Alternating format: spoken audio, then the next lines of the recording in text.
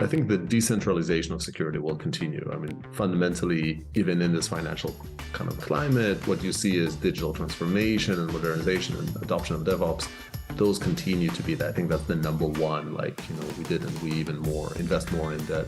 And so, as you get different teams to be more empowered, to run faster, to run more continuously, the fact remains that, you can't secure software from the outside. You can't secure the work that independent teams are doing from outside. That contradicts itself. And so I would say in 2023, we'll continue to see sort of the increase of DevSecOps. And what we're sort of seeing is you're seeing DevSecOps make it into organizations that, or maybe are a little bit newer to DevOps and, they require more of a cultural adaptation to sort of decentralize security and how security teams are happening.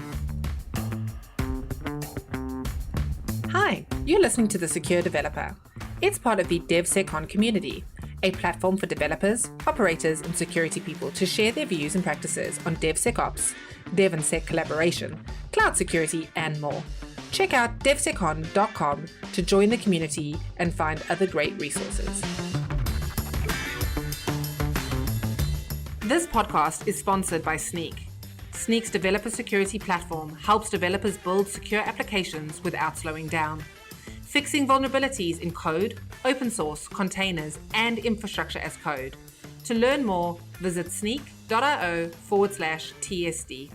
That's SNYK.io/TSD.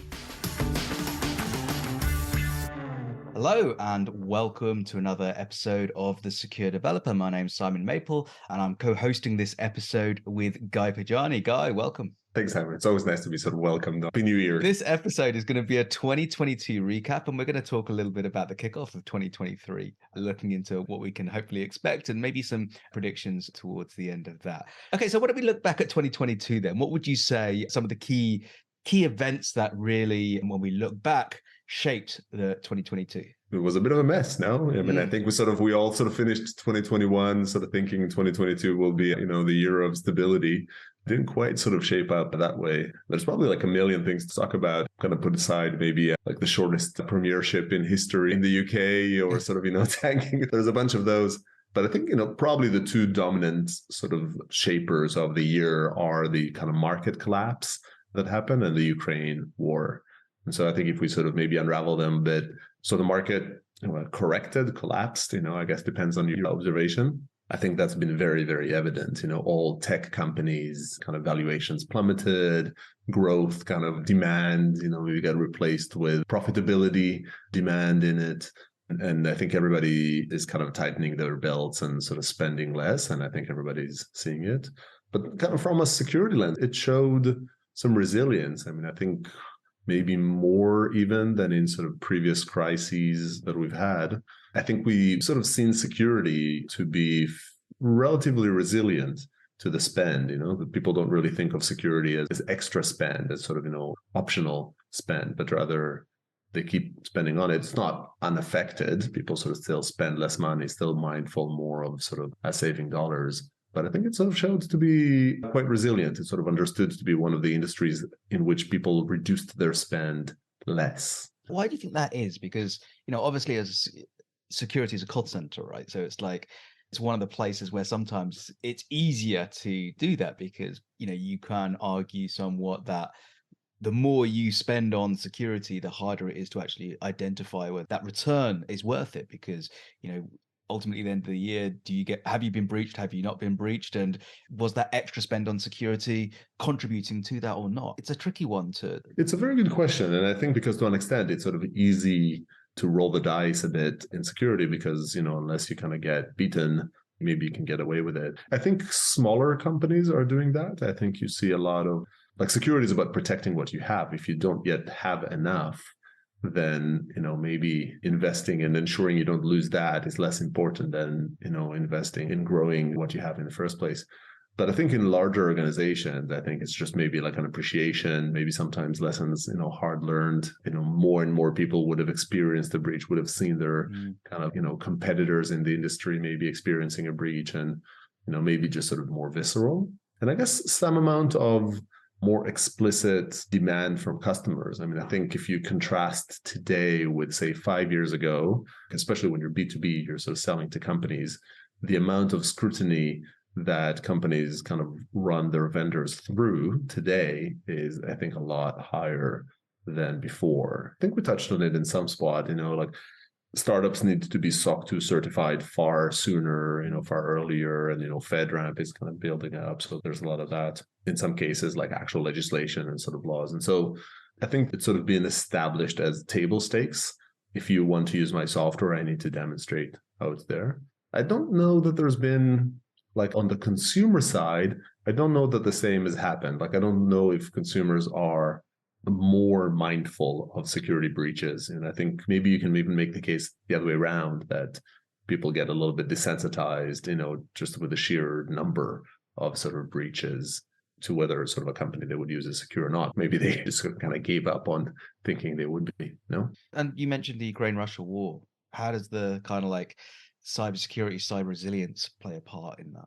Yeah, I mean, I think that was definitely, probably, more appropriate to even call that the first trend. Unfortunately, we're sort of dragging this war with us into 2023, with sort of fingers crossed, it's not a 2024 thing. Well, I think the Ukraine war was really interesting, kind of touched on it a lot in the episode with Nicole Perlroth. If you missed it, she wrote This Is How They Tell Me the World Ends, and, which is a great book. And it talks a lot about sort of cyber espionage and sort of between different, basically sort of cyber interplay between countries.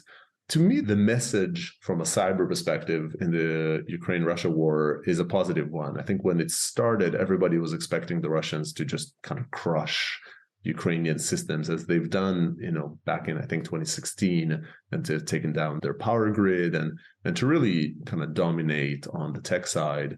We basically haven't seen as much of it. If you talk to everybody sort of a bit more in the know, it's not for lack of trying. It's not that the Russians have kind of, decided to play nice and just throw missiles versus sort of, try to kind of hack in. And instead, what you sort of see is a lot of support, a lot of it from tech companies, from Google, from Microsoft, from Starlink, sort of, for connectivity. A lot of it is basically applying security defenses to key Ukrainian systems and individuals, and actually being able to withstand a fair bit of the attack. I see it as positive. I see it as sometimes in security, it's easy to despair and say, we're never going to win. It's never going to work. I think there's some positive element to it. Yeah. And actually one session that I did with Loran on the Secure Developer, which I believe will be pushed out soon, it was in and around protestware trends. So the idea that a maintainer can obviously make changes based on their beliefs, and in this case, obviously they were against the Russia war.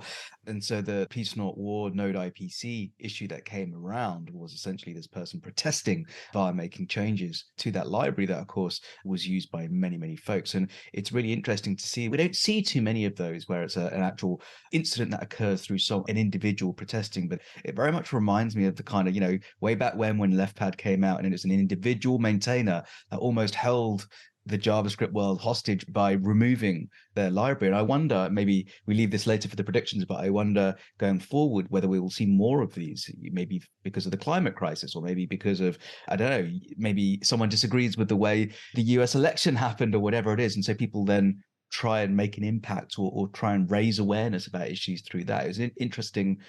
Yeah, no, I agree. And I think, like, when you look at the world, when you sort of step outside of security or even sort of tech industry, and you think the notion of sort of, individual protests, of sort of trying to make noise, or sort of, empower citizen armies and the likes, trying to make a change, is one that's growing. There's definitely, no shortage of things to complain about.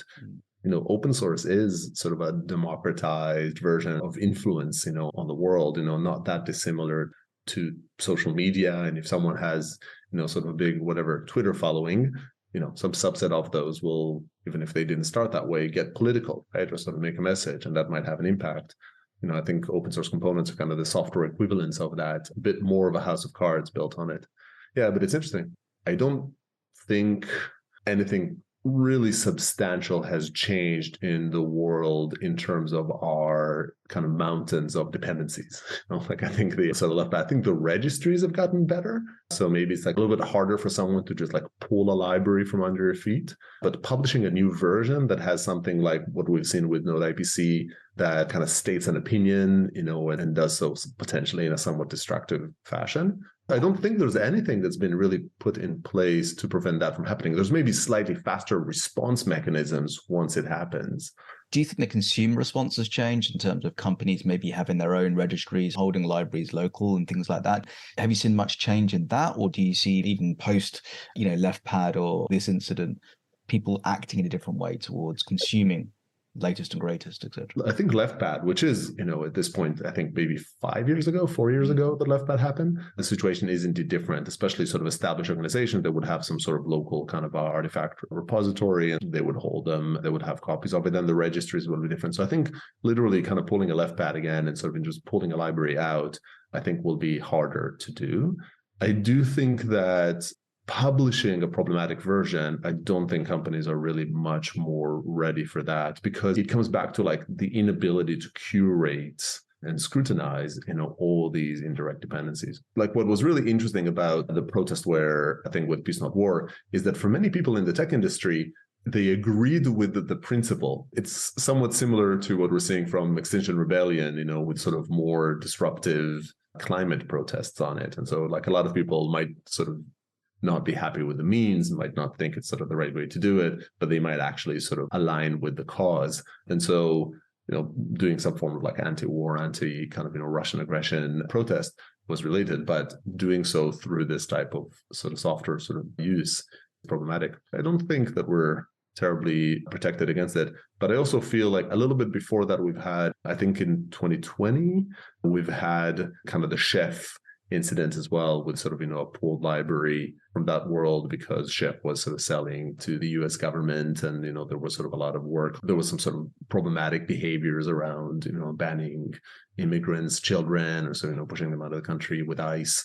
And so, I think that was maybe the first big example of it we've seen. This is probably second. And yeah, I would sort of anticipate some more. I think the Ukraine-Russia war was a big deal. I guess the other thing that was really interesting in this year alongside the market is crypto, right? We just sort of had this sort of massive FTX debacle, fraud, definitely one for the ages. But crypto was really, really, I guess, harmed and, was a bit of a mess this year. A lot of disillusionment, a lot of money lost, both on the market aspect of it, but also specifically with exchanges. Really, what we don't talk about almost at all, and it's really interesting how little we talk about, given the sort of the sheer volume of money that gets lost in it, is the vulnerabilities. And if you look around in crypto with all the different protocols, and especially, the ones that, might be ridden the wave and, maybe not been sort of as thorough, but also just a lot of smart contracts and all that, the number of breaches that leads to sort of tens, sometimes hundreds of millions of dollars, definitely regularly millions of dollars being stolen, is incredible. So there's actually been a lot of growth in that world that we're not really talking about too much. And, we talked about, we're going to do an episode on that topic just because it's super interesting, if it's not day-to-day applicable to a lot of people. But I think that, crypto was another very interesting kind of shaper of 2022. But I'd sort of say market correction with security sort of staying quite resilient. Sort of the Ukraine war maybe is a bit of a positive indication. And then the kind of the collapse of crypto and a lot of security concerns there would be the major ones. Another interesting chain, like it's not a single event that has happened, but I think a lot of conversation is just the debate around centralization versus decentralization of data. So crypto, you could kind of argue that crypto is a piece of that as well. A lot of the security problems that occurred in crypto was actually in central exchanges. So if you look at FTX as an example, they've sort of mishandled a lot of kind of purchasing of tokens and trading of tokens, and just sort of the sheer management of money and the loans and the stability. How do they secure it, with crypto assets, or just risk upon risk? But all of those were actually not crypto behaviors. They were just a company that, maybe negligent, maybe crooked, but that just sort of abused the trust. And crypto decentralization element itself was actually not in play. That would have actually addressed a lot of these things, because it would have decentralized. But if you do that, then you have to hold the keys and you have to, secure those, and that's problematic. So it's interesting, even crypto is that, but what we're also seeing a ton of, definitely even towards the end of the year, is a lot of conversations around for instance, like end-to-end privacy versus moderation, right? If you want the sort of the WhatsApp, Signal, sort of Telegram style end-to-end encryption, which a lot of applications provide today, there's like Skiff does, then kind of emails, there's a few others. All of these end-to-end privacies, they're great for privacy, end-to-end encrypted, but it means a system cannot moderate the content. And there's been a lot of challenges around, and it was child pornography and all sorts of like horrible things that generally the platforms today try to sort of filter for and flag to the law enforcement, and they're missing that. And I think maybe a bit more publicly is the notion of central controlled moderation, most evident right now with Twitter, and the whole definitely more of a spectacle than maybe it needs to be, but a lot of conversation about where is it that you should and when is it that you shouldn't intervene as a central entity. And I would sort of say that that's sort of on the edge of security, because security plays a role there in protecting the data and in saying what type of power over the data does sort of a central entity have in the first place. And then if you do that, then you have to protect the data, you have to avoid it.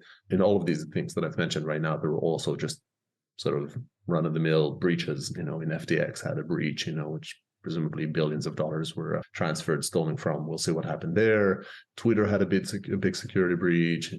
So all of these things have the more sort of straightforward security breaches happen alongside them as well. Now, how about in terms of, we've seen over the years ransomware attacks that have been created. Any key ransomware attacks that we've seen in 2022? There's a lot, and it's an example of like desensitization. There was a lot of them. Healthcare was a big target. A lot of hospitals sort of taken which is horrible when you sort of think about sort of the heartless element to it. But it's basically organized crime. Most of the time, there was a massive attack on Costa Rica, I believe, which pretty much like held the country ransom. And that's a good example on basically the challenge of data and managing your data. If you're going to be in control of your own data, then you need to know how to secure it. Yeah, so there's been a lot of that, and it ends up sort of being interweaved. I think ransomware today is kind of right up there with phishing. It's one of those things that will just continue to happen. It's increasingly systemized. They don't really care what the target is. It's probably never going to be fully killed off, but we need to build better mechanisms to avoid it. And I think, when we look back at the market crashes that we talked about, how companies react to a market crash, obviously a number of companies, it's actually a reasonable valuations drop and things like that. And so for some startups and things like that, it's actually a time whereby they look at how long they can go for now with their run rate, etc. It can actually be a good time for acquisition, right? In the security space, it's always interesting when you look at who's being acquired and when. What was your takeaways from maybe some of the bigger acquisitions that you saw? 2022 was interesting, and actually it's like small number of acquisitions. And I guess the general perspective is that the valuations haven't really fully corrected in the private markets yet. It takes a while for it to sort of stagger down from the public markets. I would sort of place that more in sort of 2023 predictions, which is I think there's going to be a lot of vendor consolidation in security and a bunch of security startups that go bust. It's not as easy to sort of, to get people to pay. Probably the biggest and most interesting acquisition that happened this year was Google buying Mandiant, which was a pretty monster move. Google, I think they acquired like three or four different security companies, but Mandiant clearly the biggest on it. We had Tim Crothers on the show, I think at the end of 2021, and he's great. He talks about how they sort of build security internally. But I think that would be really, really interesting. What I would say probably signals a lot is just the importance of security to the cloud vendors. You've already had Microsoft, they've already had a big security play. You see Google making these moves, Amazon kind of more advancing to it through build and a variety of services. If you kind of harken back to what happened in like the load balancers and, sort of network equipment vendors, something quite similar happened. You sort of saw Cisco, for instance, start with sort of network routers and all that, but security is a massive business for them. It was true for F5, the load balancer. So I think if you control the network and the interface and the infrastructure, then I think providing security layers on top of that makes sense. Akamai did the same thing. So you're sort of seeing a lot of infrastructure players offering security solutions.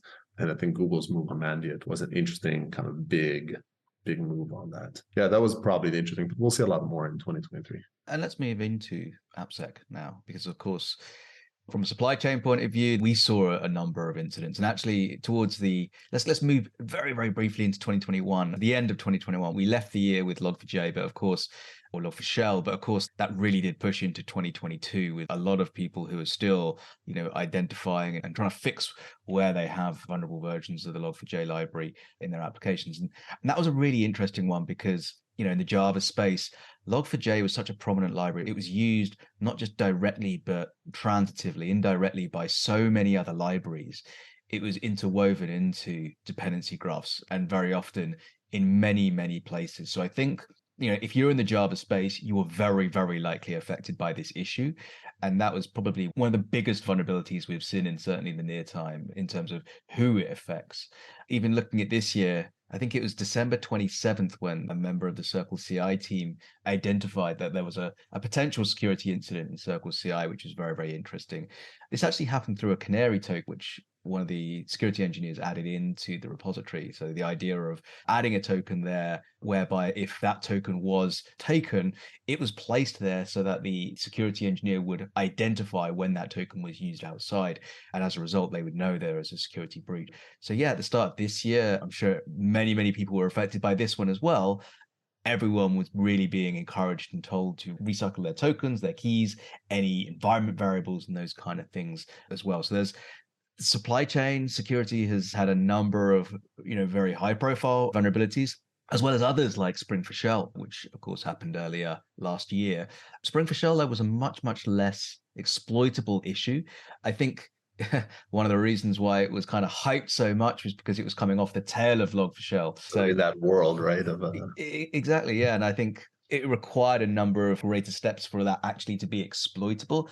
But also it wasn't used by so many libraries out there, and certainly not in the transitive capacity that Log4j and Log4Shell was as well.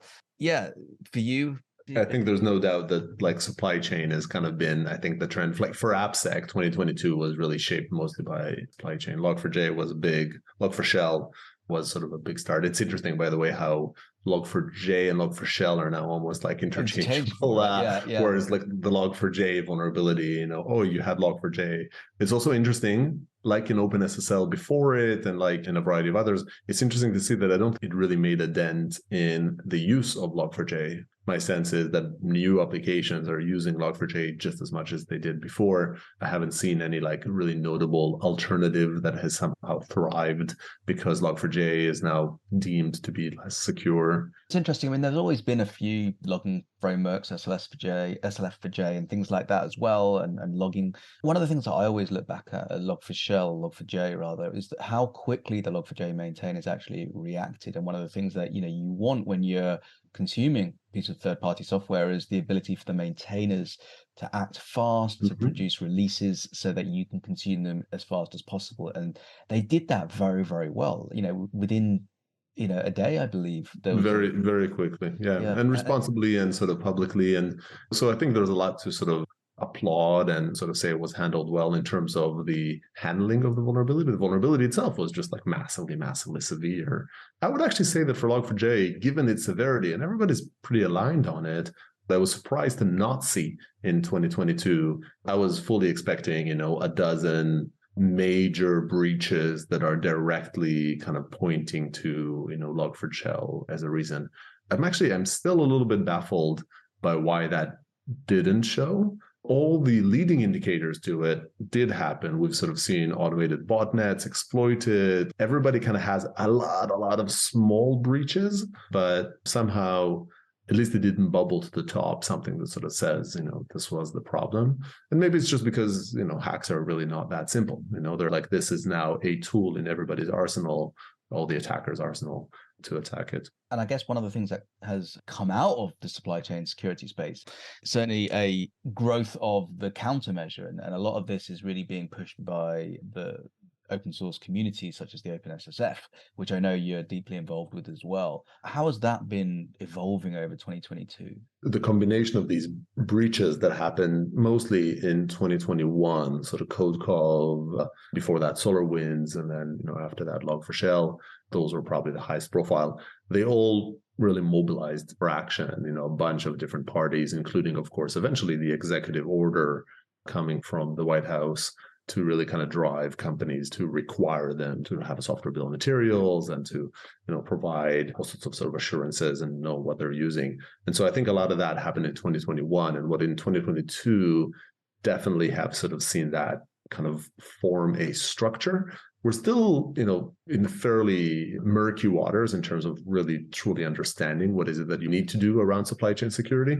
But the urgency to act around supply chain security has been very kind of evident in 2022. We've sort of seen on one hand the OpenSSF and various others, but I'd say OpenSSF is kind of the central hub, really evolve the tools, the standards, the practices, the guidance, getting kind of government funding and all of that really substantially. If you sort of contrast, January 21 versus, where we are now, January 22, the clarity, the ability to act on supply chain security and what you need to do is far better, even though it is nowhere near where it needs to be. And it's still a very confusing space, but it has evolved. And what we've also seen is a lot of CISOs actually take action. The first action is not a new action. So once people kind of got over the shell shock, no pun intended there, they realize that the first thing they need to do is just sort of know which open source components they're using and where is it they're doing that. So we've definitely seen sort of a surge of importance there, a lot of confusion around sort of SBOM and formats and basically confusing form for substance, focusing too much on the way you will hold your SBOM versus start by just knowing, what's inside. But a lot of these things are being fleshed out. So I'd say 2022 readiness level as an industry and as companies around supply chain security has dramatically improved, but it'll be a massive stretch to call it mature now. It's kind of gone from really nascent to forming, I would say. Which is an interesting problem for CISOs right now, right? Because you talk to most CISOs, and if you ask them what their top 3 concerns are or top 3 issues that they're trying to solve right now, very often one of them is supply chain security. And it's interesting when you mention about the first piece isn't a new piece, it's just about understanding what you've got. That's a lot trickier than it sounds, right? And if you look at a lot of organizations and a lot of engineering organizations, they're not there yet for a lot of them. And while many of them do have SCA tools, for example, and of course, supply chain security isn't new for SCA tools. Sneak, for example, bill of materials is something that we've done from day one, right? A lot of it is fundamental. You can't have an SCA tool without doing that. Yeah. Yeah, absolutely. And I think it's now when you look at Log4j and things like that, it's about being more prepared. And perhaps we'll talk about this maybe in the predictions as well, but about being more prepared for the next thing like that happens. And creating that SBOM really provides you with that preparation that you need for that next issue that comes along to understand where you're affected. And it was surprising to see how few people had that listing of what they're using. How close do you think the majority are to that kind of, I don't want to call it a nirvana because we don't want to make it seem like it's an impossible stage, but how far are people on that journey? I think the number of people who know they need to do this is far higher. So, it's been kind of happening over the last sort of few years, but I'd say, today, if you're a sort of a security professional, definitely if you're sort of in app or product security, but probably if in other spaces, you need to kind of get a handle on which open source components you're using and whether they are vulnerable above and beyond, all the other aspects of supply chain security, at least that. And then I'd also kind of go as far as saying that I think there's been a real improvement in people doing something around this in 2022. How many people are doing it well? I think that takes longer to happen. And it's important to remember that supply chain security, like the progress we've seen, was despite the macro trends we talked about before, which really kind of hold back adoption of new things. Adding a new budget item in 2022 was pretty hard to do. And so the fact that people did it somewhat is already kind of quite impressive. And maybe if this was in sort of the bull market area, we would have seen even more rapid adoption. I'd say awareness is much, much higher. Some action is a fair bit higher, and doing it right is still not dramatically improved, partly because of all these challenges, partly because it's just hard, and partly because there aren't that many people that can give you a confident answer to sort of say, what does it mean to handle supply chain security well? And those things just take years to mature. I mean, we try to educate, with sort of the guests here. We've had Adrian Ludwig talk about how Atlassian handles that came back specifically to talk about supply chain. We had John Meadows earlier on, talking about, is probably one of the top thinkers kind of in the supply chain world, and he runs the working group that is about sort of the end users a lot of the OpenSSF tools, for the OpenSSF. We had Lena Smart from MongoDB and Emily Fox, works on the sort of the CNCF security practices. Both talk about, handling it in the company, but also sort of industry practices. It's far more than just OpenSSF. We try to sort of educate and share. And I think the thought leaders have sort of a picture sharpening in it. From there to like disseminating it through the industry, these things take time. We'll accelerate it as much as we can, but it takes a while. While we're talking about people that you've chatted with on the podcast, other good core practices, best practices that you heard from folks in 2022, what would your standouts be? Yeah, and we had some amazing, we ended up sort of talking about the year as a whole, but there were some amazing kind of guests and advice here. I think earlier on we had Brian Payne talk about Netflix and building the security. Netflix is such a fascinating culture. They've done something pretty incredible. We talk about sort of DevSecOps and empowering security and all of that. There's really few environments that are more empowering than the one of Netflix. And so Brian talked about sort of building a security practice in such an empowering environment. Was fascinating. He's also just sort of a very sharp guy. Rupa actually talked about that a lot. She's specifically right now at Amplitude, but she's multiple times came in and built a DevSecOps program and ran that. So they both touched on it a fair bit. I really enjoyed the conversation with Peter Alert, probably butchering his last name now, doing it, he came on the show when he was running product security at Smartsheet a few years back. And then now he's the chief security officer at HighSpot. And we had a really interesting conversation about that move, that sort of like, how is it different to go from product security to the chief security and need to worry about all these other things as well, which I thought was great. We had a bunch that were sort of more specialized. One that really jumps out is Sean Porras, who talked about, how the Yahoo paranoids and, how that security team has really kind of mastered the whole world of bug bounties. And he gave good advice about how to build up that program, but also about sort of the level of proficiency they have later on, the relationships they have with the sort of the hackers, and kind of relating that. It's the first time that I've sort of heard the connection between security champions program and bug bounties. It's almost like the bug bounty community is one aspect of community that you're sort of managing that helps you be secure, and security champions another. They're both almost like crowdsourcing or sort of crowd tapping to improve security. So there was some great advice, and those were very concrete episodes. The episodes this year were not by chance dominated by supply chain security, just because that is kind of what we need to get a handle on the most. And then I was kind of happy to talk about a bit security implications of, more the sort of the geopolitical events that are happening. But we would be remiss not to sort of celebrate some of this sort of great advice that we got from individuals about the core fundamentals of doing security well in a modern surrounding. One of the other amazing things that happened, which kind of swept the tech community by storm, was ChatGPT. And, many people asking it to write poems and stories and blogs and everything else. And I think there was a day or two where there was very little got done, I think, around the tech space, where everyone was trying it out. You could see the lag in the service almost, where it was really under heavy load. And it really gave, very accurate at times, and amazing results. But if we take a very specific look at this isn't unusual for this space, but when we think about automatic code generation, there's a couple of spaces here with Copilot and ChatGPT now, whereby people were looking at ChatGPT to actually create code and create functions and pieces of snippets of code that they could use. Really, really interesting space. And of course, GitHub's Copilot have done this in the past as well, right? How do you see this kind of, first of all, in 2022, the impact it has, how ready or dangerous it is right now for developers to have access to? And maybe we talk about 2023 a little bit later, but what was your impression of it?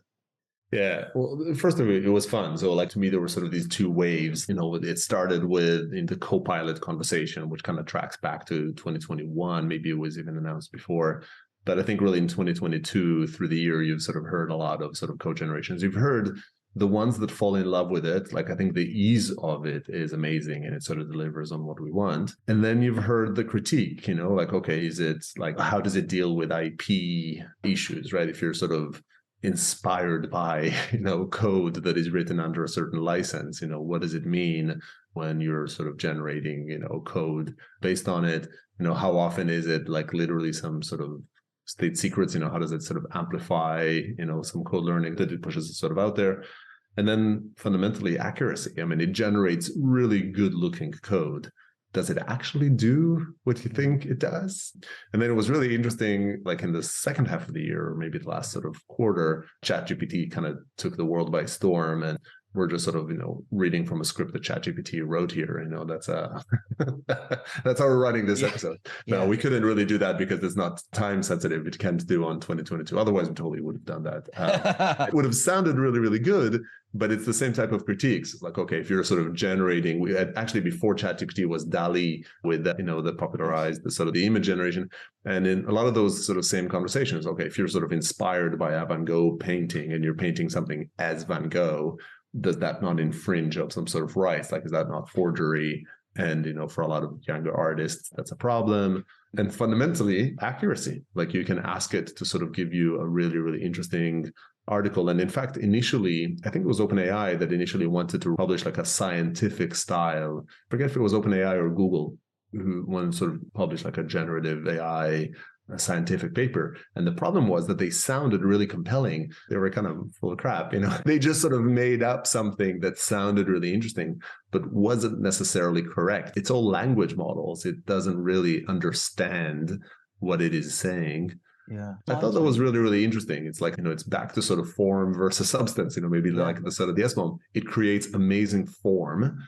And sometimes if you're sort of writing, sort of a SEO blog post, about open source licenses, or whatever it is, right? About whatever topic you want, then maybe, exact full accuracy is not that big a deal and you can just sort of use the AI to generate it. But if you're writing code, I think that's going to be a problem. And this reminds me of a session, I think it was entitled Developers as a Malware Vehicle or something like that, whereby developers essentially, the old example of the Stack Overflow keyboard where you have, copy and paste, 3 buttons, control, copy and paste. So many developers will look to Stack Overflow when there are issues or when they need to find best practices, or in the Java space, for example, working out how to copy a file or contents of a file to something else. It's something that we don't just keep in our brains. We just need to copy paste it from somewhere. Now, where there are issues in that, which are put on Stack Overflow and people just grab that, it's very, very easy to just copy vulnerable code or select vulnerable code. And a great example of that was, I remember ZipSlip, which the Sneak Security team in and around hundreds and thousands of vulnerable examples online. There were certain conditions, obviously, whereby certain SDKs or environments wouldn't provide an unpacking of an archive. And as a result, people had to do it manually. But the fact that they actually did it manually in a vulnerable way, which other people copied, and it just exploded, really. And if I was to probably go to ChatGCP and ask for that same thing, I wonder, that's a good test actually, I wonder if it will give me a vulnerable way of doing that or not. And I think when we talk about the accuracy, the ability to provide a secure way, I wonder how accurate that would be as well. Yeah, and there's a bunch of kind of critique on it because indeed it just sort of copies code off the internet. And, as much as we criticize or sort of worry about people using an open source library, a package of some sort, and finding out it has a vulnerability because everybody's using it, at least there is something to point to. So it's like, here is a vulnerability, here now it's been fixed, and now you just need to get the sort of the new version. You can talk to people about it, which is far better than just having everybody copy paste it. And so it is still an improvement. And to an extent, code generation is moving us in the wrong direction, in that sense. I guess my expectation, and again, maybe with a bit more of a prediction view here, is I think the convenience of it, the appeal of how much it sort of helps is way too big to discount.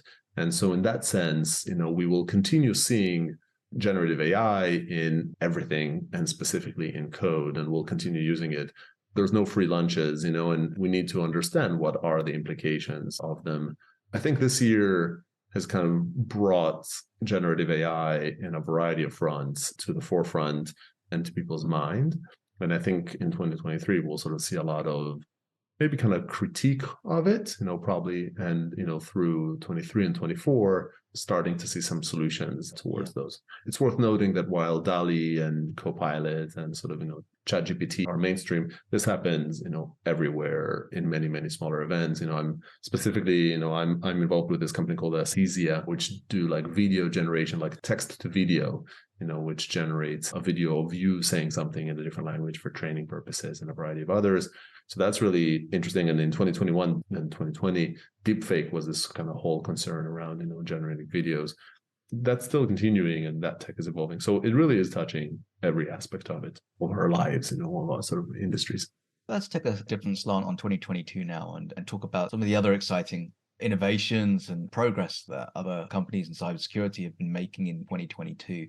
What were you excited to read about in 2022? There's been a ton of innovation, and a lot of it, we thought supply chain kind of drowned a bunch of it, but there's a lot more that happens there. Probably the space that I'm kind of most sort of seeing progress in and I'm excited about is the whole world of authorization. And this dates a bit back to 21, but in 2022, we've seen a lot of adoption as well. I think there's a realization that authorization is something that sort of needs a better system. That the idea of saying, hey, I'll just give you like a million settings and you can choose who can do what is not actually kind of usable.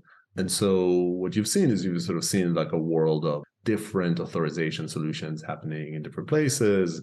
Specifically as it relates to 2022 and sort of some of the podcasts, we had Patrick Doherty, who actually now works at a company called Also, which do authorization as code, in like built into the code. And before he talked about how he used it at Intercom, and that's kind of actually what lured him into coming in and working for the company. But that was interesting, the idea of codifying, relating the code logic of, am I allowed to do this? And then writing in code, what is the sort of logic to do it instead of dispersing it and, having it be copy pasted through the system is interesting. There are a bunch of other companies, some that I mentioned, and some of these I'm sort of, helping those startups are, Conductor One is interesting. They're more tackling the authorization for the admin side. You think about it, you have tools like Okta and the likes that help you say, hey, I'm using like 1,000 sort of SaaS services. I don't want to like configure who can log into what in every one of these services. So I use something centralized that says, well, these users have access to these apps. But then you kind of take it to the next steps as well. What are these users allowed to do these different apps? You're back in, like, you have to configure that on a per app basis. So they're trying to tackle that. So that's an interesting world of authorization. And maybe I'll mention one more called Authorize. They're super early. There's an open source kind of version of it. They're trying to do something called intent-based access control, in which if microservice A wants to access microservice B, instead of microservice B issuing some key, some token that says, here's what this token allows you to do, microservice A says, I want to call these three functions in service B. And then the system uses these intents like on a mobile phone or something like that, and just generates the sort of the constraints of what is and isn't allowed. So I think authorization is a space that we'll see a lot of innovation in 2023. We've seen a lot of progress in 2022. A lot of these things, because they're secure infrastructure, they take a while to roll out. But I think authorization is probably the area that I've been most kind of enlightened by from a security lens in 2022.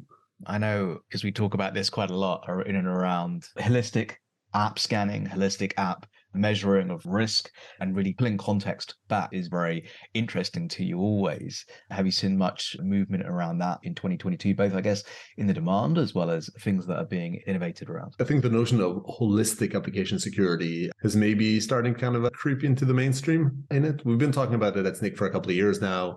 It's a progress. If you say, I want to secure your app as a whole, there are a lot of pieces to that whole. And so it's not sort of one fell swoop that you connect them all. You choose the pieces and you connect them together so that your code relates to your libraries, relates to your containers, relates to your sort of cloud configuration. And you can kind of give me a security insight, around the whole thing. And you kind of go depth first, or you go kind of breadth first, and you sort of capture all of those, but you're pretty shallow in your analysis. I guess kind of like the sort of the ChatGPT type. I think we've seen a lot grow here. Maybe one thing that you can kind of, jot down as a 2022 achievement is maybe the acceptance of the ASPM acronym. We've sort of been saying application security, posture management, or ASPM for a couple of years now.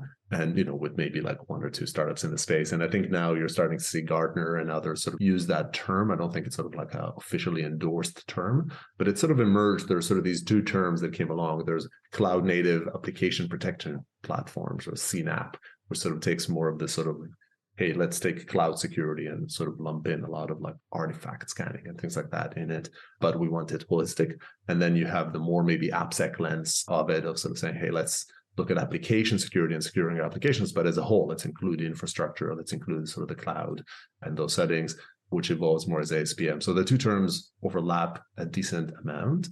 clearly, we sort of look at things a bit more from the sort of the left, the developer view, and sort of think more about SPM.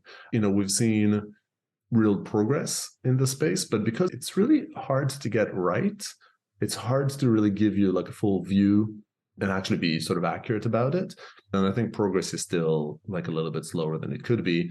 I'd also say that the supply chain security attention has slightly replaced it because there's some overlap between the two. When you talk about supply chain security, you are also talking about knowing which pieces are going where, like that open source library you're using, how did it traverse through the build system, where did it land?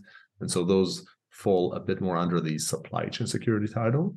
And I think we've seen more traction there. And in 2023, more of that will happen, but I think we're sort of coming back a little bit to sort of the analysis of what's inside the app and how it's moving. And we've seen some sort of, they were smaller, but we've seen some acquisitions here. We've seen Palo Alto acquire Cider. We've seen Checkpoint acquire sort of a small startup in the space as well. So there was some progress, but they're still in the fringes, not at the core. An area that we're going to likely see grow in 2020. I mean, you had a great conversation about nuclei doing, but I think that's another sort of interesting security, like novel security approach there. It's a really novel approach to the way of looking at dynamic testing. And yeah, it was Rishi Sharma. We talked to a secure developer episode early this year. So we really talked about a lot of the work that he was doing in 2022 and before. And one of the really interesting ways, we were talking about things as code previously. One of the really interesting ways is it looks at whether it's pen testing, whether it's more of a DAST style testing, or even a bug bounty style testing. It looks at security as code there. It looks almost like a pen testing or DAST as code. And one of the aspects I really, really liked about that is the community angle of that and the way that the community really pushed and helped build a lot of the templates and a lot of the code that's in there. So one of the core pieces of what they do at Nuclei and Project Discovery, it's very similar to a Terraform style of templating that is used for vulnerabilities versus infrastructure. And anyone can create these templates that try and find known vulnerabilities essentially in your environment. And these templates can be shared and built upon. And this can then be run well within your pipeline. So it's a very synchronous way of driving that. It's a much more interesting way of looking at dynamic testing. The fact that it has such a community angle and a community driver behind it was super interesting for me. I'm really excited by sort of the whole nuclear world. I'm looking forward to hearing the episode with Rishi on it. So let's forward then to 2023. When we think about some of the biggest challenges or even trends that we're expecting to see in 2023, what would you put your money on, Guy? I think trends-wise, the biggest one, and maybe there's a little bit of a lens or sort of a bias of the conversations I'm having, I think the decentralization of security will continue. I mean, fundamentally, even in this financial kind of a climate, what you see is digital transformation and modernization and adoption of DevOps. Those continue to be that. I think that's the number one, like, we did and we even more invest more in that. And so, as you get different teams to be more empowered, to run faster, to run more continuously, the fact remains that, you can't secure software from the outside. You can't secure the work that independent teams are doing from outside. That contradicts itself. And so I would say in 2023, we'll continue to see sort of the increase of DevSecOps. And what you're sort of seeing is you're seeing DevSecOps make it into organizations that, or maybe are a little bit newer to DevOps and, they require more of a cultural adaptation to sort of decentralize security and how security teams are happening. So we started seeing a lot of that in 2022. I think the market sort of downturn has slowed it down somewhat, but I think in 2023, we'll see it more. And specifically, I'd say that cloud security will start shifting left as well. It's amazing, as humans, we forget quickly. Now, I was saying shift left in the world of Appsec back in 2002, and for a lot of people, it's still a relatively new term. And I think in application security, it was forming as a practice because it was a mess, because there were a lot of problems, there were a lot of vulnerabilities. And then it took a while for people to realize, okay, hold on, we're sort of responding to problems after they've occurred. How can we avoid those problems? And the application security industry has kind of evolved to try and build the right solutions and eventually sort of say, well, the developers are not using it. And eventually actually kind of, and hopefully sort of Snake played a role here as well, is getting developers to actually sort of embrace these security practices. And I think cloud security is going through sort of a hopefully slightly faster sort of journey here, which right now it's just a mess. We have like the focus is on just reining in these kind of unwieldy cloud environments that have all these different security mistakes on it and keep on changing kind of under our feet. And so I think for a lot of people, CSPM right now is the sort of the key element. But the ones that are further along the journey, and then over time more and more, are starting to say, well, I can't keep responding to problems after they've occurred. I have to start preventing them. And as more of my cloud becomes software, I need to sort of start shifting it left. I need to start kind of running these security inspection and security checks around cloud security earlier in the process and have that be the cornerstone of my kind of cloud security practice. And so we're starting to see it in 2022. I think in 2023, we'll see a big push there for cost savings and also just for sort of sheer maturity of DevSecOps and of cloud security. Yeah. And you mentioned that, cost savings and budgets tightening there. What impact do you feel that will have in terms of what organizations are capable of doing in 2023? Unfortunately, I don't think like the market correction is behind us. We sort of opened 2021 with another kind of, big layoff announcements from Salesforce, from Amazon, from more to come, I'm sure. And so I think budgets are still being tightened. And while security is better off than others, it continues to be affected by that as well. If they're spending less money, they're spending less money on security as well.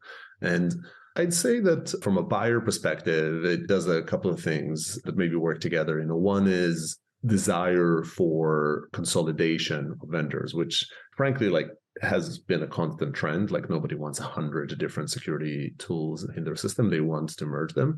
But I think when you talk about tighter budgets, then it's easier to just sort of strike a more sort of volume deal, that covers more of what a certain platform provides. We're definitely seeing it at Snyk. We're sort of seeing people even more inclined to sort of say, hey, can I just get all of these things from you? We lead with the best of breed product, and that's really what we pitch. But we're seeing much more of that demand of sort of saying, well, if I got everything from you, can we sort of arrange a certain price? And so I think there'll be a lot of that sort of single vendor, let's double down on them in an attempt to sort of save money. And I guess the other aspect of the same motion is almost like a yin and yang to that decentralization comment I mentioned before, which is when work is decentralized and every team can pick, the best tools for their job, then they can do their job best, but it's more expensive because you need to have all these different sort of attuned solutions. And the more centralized approach where it says, this is the tools you have to use, like it or not, actually oftentimes allows for more, indeed, budget management and negotiations and the likes. And so I'd say that while I'll stand behind the sort of the decentralization continues, there's probably going to be a little bit of a counter force to it in 2023 as people slightly centralize for cost savings in a short term. And of course, you've got the other piece as well, whereby one of the concepts of actually limiting the number of tools or actually having a developer use the same set of tools, or at least a platform of tools, can actually help their efficiency as well, because they're not having to think, okay, this is a container, I need to run this specific piece of tool or software on it. Oh yeah, I remember that has restrictions, I need to run that in this particular way. There's fewer moving parts in terms of what developers need to do, and it's unlikely to have absolute best of breed across every single tool. That would be a pretty special company if they're able to do that. But getting the right tool where it's a very developer focused tool, a developer will be more effective if they have fewer moving parts and more predictable way of delivering code. I mean, for sure. I think we need to separate between the sort of the financial constraint and the general advantage of platforms. So generally speaking, at any given time, if you had two equivalent tools, instead of having two separate ones, if you have two on the same platform, all things being equal, you'd rather use the ones that are sort of on the same platform because they're more aligned, they're more in tune, they're sort of less effort. So platforms have a real value. We talked about holistic kind of security, they can bring together a lot of knowledge. And so, that's the reason, for instance, at Snyk, we're building it as a platform. I think specifically from a budget perspective, it has the other advantage where for some companies, the tools are actually not that sort of well integrated. They just sort of offer a whole bunch of the tools, and people might just be tempted by that just for the commercial negotiation opportunity. So the best case scenario is you have a great single vendor that also has it as a platform and you're sort of happy with the tools. And then on top of that, it's sort of a single vendor. But I think we'll see some push towards centralization above and beyond that. I think when we go past the sort of the platform and the DevSecOps, which I think are sort of more the core, I think we'll see a lot of continued investment in supply chain security. We're nowhere near done there. it's still sort of in the reality in which urgency continues to be high, but clarity continues to be low. But I expect progress in it in 2023. My guess is that by the end of 2023, we will still say it's not entirely clear what you need to do, but I think it'll be better. So, but I think supply chain security is not going anywhere. And my expectation is that it would still be the dominant topic. That and cloud security will still be the dominant topics of 2023. What about new areas of innovation in and around tech? Is there things that you feel will be easier to solve by the end of 2023?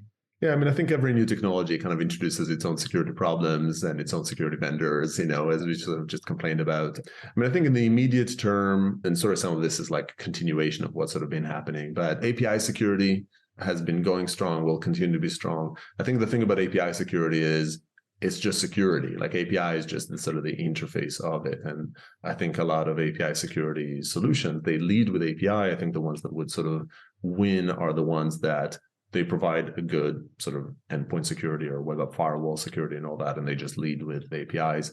So I think we'll see a lot of that. Within API, GraphQL is an interesting space, and you're sort of seeing some startups in the space trying to sort of say, hey, GraphQL security as the lead. But again, over time, I think those are just entry points to, I need to secure the interfaces of my application. So I think API security goes there. Secrets, we kind of managed to sort of not mention that, sort of the presumed breach that they have there. But we've had 1 million of these sort of secret leak tokens. What I look forward here is a change of the workflow. You can't go kind of scattering money all over the place and then complain that people steal it. It's like you need to not have these tokens kind of thrown around and just sort of available wherever they can be, and then just sort of try to really, slap the hand of anybody trying to pick them up. That's not a workable solution. So really we need better workflows. We've started seeing them in 2022, and I think we'll see more in 23 of workflows that basically hide the token from its users in the first place, and 1Password made an acquisition in the space, Hash is endorsing something. There's I think it's called Doppler. There's another sort of tool called Doppler in sort of the space where basically, it's like secret access as code. I don't know, everything is as code, but it just sort of removes the need to have those tokens. Mm-hmm. So those two, I think, are more immediate pains, API and secrets.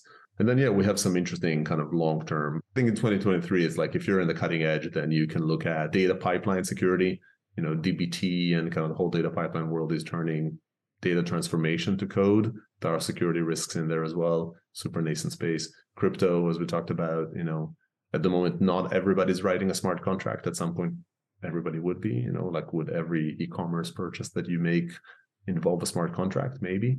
And so when that happens, we'll need security. And so right now it's more security infrastructure. There is just protocol security. It's like the fundamentals are still in need of attention, but over time, I think we'll see there. But those are longer term. Those are probably beyond 2023. And let's continue with the kind of, the predictions in terms of what we're expecting in 2023. I guess from a supply chain security point of view, we already saw the executive order from Biden's administration, which really pushed the idea of supply chain security around SBOMs and the ability for any organization really that's supplying software to be able to share the bill of materials that it's using to construct that software. Now, there's a good chance, of course, that could actually go way broader than the US. There's a number of governmental organizations that are looking into this already. I think the EU and many others as well. Possibility for that perhaps to become more law in other countries outside the US? Yeah, for sure. First of all, to become law in the US, because right now it's kind of more an executive order. And I think we have one bill that has already passed and had sort of some slightly unfortunate language around, how it defines sort of responsibilities in open source security. But there's already, work happening in the US. The US is leading the charge, but definitely kind of elsewhere, we're seeing more of those regulations. And basically what's interesting about them is supply chain is leading it because supply chain has, oddly, although we just talked about the lack of clarity, has some clarity of it. People can relate it to physical supply chains. But really what you're sort of seeing is you're seeing security requirements become law. I think that'll be interesting. I think we'll definitely see some legislation in 2023, notably in the US. But I would back your kind of prediction there, which is we'll see at least some elsewhere. Maybe it's more debate elsewhere, and legislation comes in 24.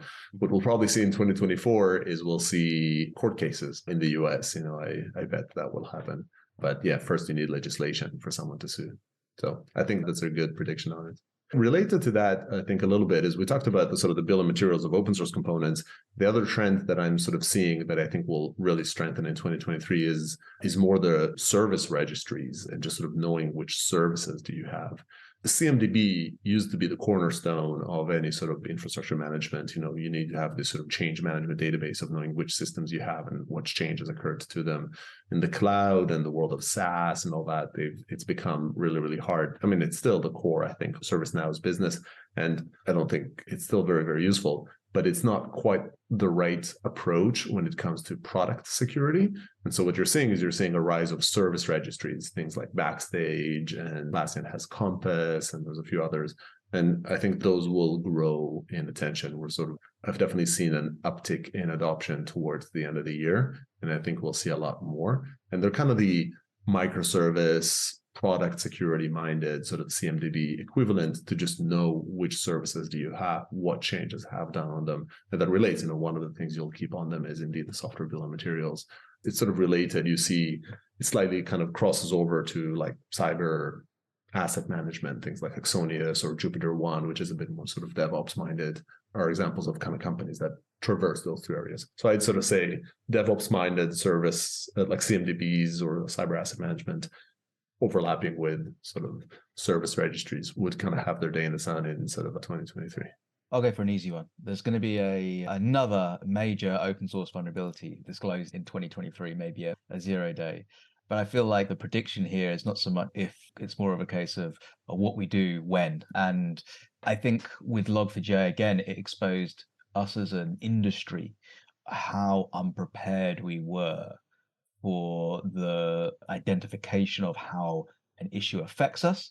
And again, the speed at which we can actually act on that. And I feel like, when it came to Spring for Shell, I think the Java space, it's a little bit like backups, right? You can make backups every single day, but unless you're actually going through the practice of, can I actually use that backup and can I do it? You won't ever actually learn how to do it properly and how to go through the motion. And I think Log4Shell was almost a dress rehearsal for Spring for Shell then, in the sense, although Log4Shell was a much bigger deal, people, the Java community had already done something like that. And so they were kind of following a very similar incident. I feel like people were better prepared, but I feel like if the exact same thing happened again, we would still be in that scramble mode. And I think there's still a lot that we need to do and learn as an industry in terms of that incident management of a 0 day, but also just, again, that fundamental understanding of what we have so that it's treated like any other vulnerability. It's, we need to understand how it affects us, the implications it has, the impact, and then go from that, most importantly, to actually a remediation, to a fix. And that's the path. That's obviously the most important area to focus on. But I feel like where we are in reality today is still quite far from that. The scramble will always be there. So your sort of 2023 prediction, which I think I'm aligned with, is there's probably going to be another, maybe it's not Log4Shell sort of caliber, maybe it is, but it's going to be a major one. And we'll realize we still don't have our act together, for the most part. I think you almost see little peaks of supported interest in and around security, around orgs, when they realize the impact that something like this could have and the importance of it. But then after a little while, we go back into that normal. You get out of shape on the.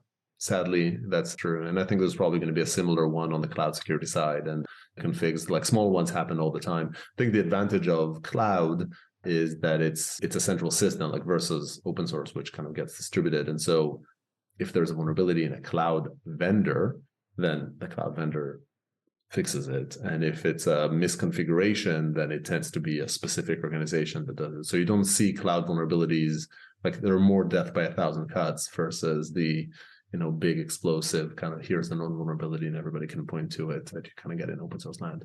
We've actually seen Confluence had one, maybe two even sort of big vulnerabilities in 2022 that were they're vulnerabilities, but there were software vulnerabilities, and actually Atlassian fixed them kind of right away. But if you were hosting that software, then it had that sort of same, hey, there are so many affected servers, versus if you're sort of hosting in the cloud, which is, it's just sort of like a non-event, it's like there was a vulnerability in the service fixed the vulnerability, it's all good now, right? And they're going to look to see if anything happened. And maybe I'll sort of, get back a little bit to one that we talked about before, which is, I'd say my last prediction here would be that generative AI will indeed kind of play a role in it. I think one aspect of it would be starting to, as we sort of see generative AI code generation, creating problems, for instance, we'll probably find examples. I'd predict that we'll find examples, concrete examples of it generating vulnerabilities. What we'll also see is generated fixes of actual code. So I think we'll see a lot of that happening an initial kind of the start of that happening in 2023. Excellent. Well, we'll see. We'll look back in about a year's time and see how accurate we were. But for now, guys, this has been a great episode and really interesting to kind of look back fondly on 2022, the goods, the highs and the lows. But yeah, we'll leave it there and let's live 2023 to see how accurate those were. Indeed. Yeah. Thanks for hosting it. I'll sort of throw one more, maybe unfair prediction, because I know it's going to happen, which is to all the listeners, what you'll do is you'll see a lot more of Simon as well coming in, kind of joining us as host, which I think we sort of announced before, but, I'm looking forward to that, Simon, and sort of hosting more episodes with you and having these types of chats. And then maybe like a shout out to the listeners, which is, sort of a big thank you for all the sort of the big listens. There's been sort of, a big kind of boost of goods and listens and such in 22, which we're sort of grateful for. As always, just let us know whether it's on the Twitter spheres, we're still there as well, or just on the securedev@snyk.io. Just let us know if there's anything you want to see more of this year, less of. You want, have new ideas of things you want us to try. We keep trying them out, but really we need your feedback to know when we're getting it right and not. Awesome. And with that, let's kick off the new year.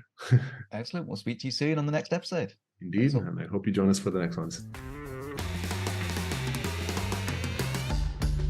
Thanks for listening to The Secure Developer. That's all we have time for today.